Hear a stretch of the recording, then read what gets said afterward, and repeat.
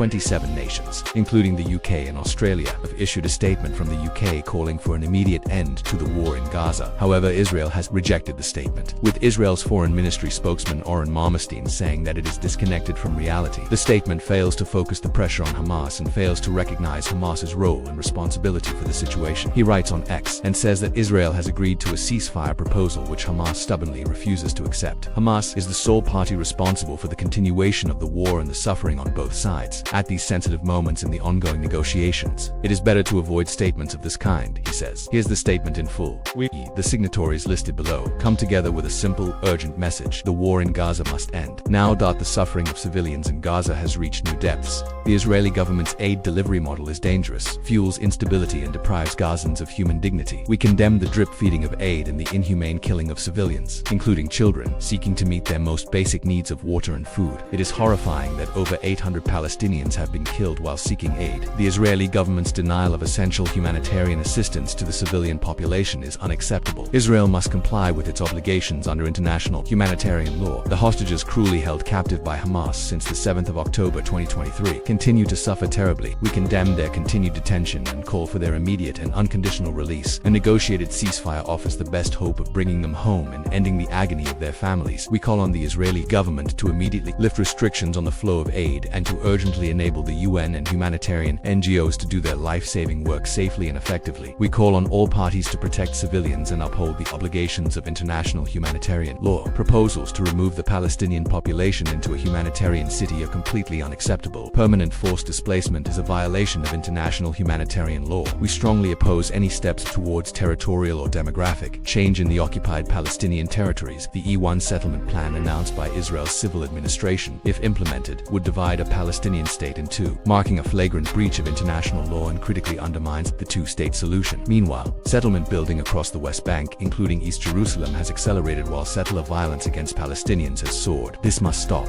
We urge the parties and the international community to unite in a common effort to bring this terrible conflict to an end through an immediate, unconditional and permanent ceasefire. Further bloodshed serves no purpose. We reaffirm our complete support to the efforts of the US, Qatar and Egypt to achieve this. We are prepared to take further action to support an immediate ceasefire and a political pathway to security and peace for Israelis, Palestinians and the entire region. That this statement has been signed by the foreign ministers of Australia, Austria, Belgium, Canada, Cyprus, Denmark, Estonia, Finland, France, Iceland, Ireland, Italy, Greece, Japan, Latvia, Lithuania, Luxembourg, Malta, the Netherlands, New Zealand, Norway, Poland, Portugal, Slovenia, Spain, Sweden, Switzerland, and the UK. The EU Commissioner for Equality, Preparedness and Crisis Management,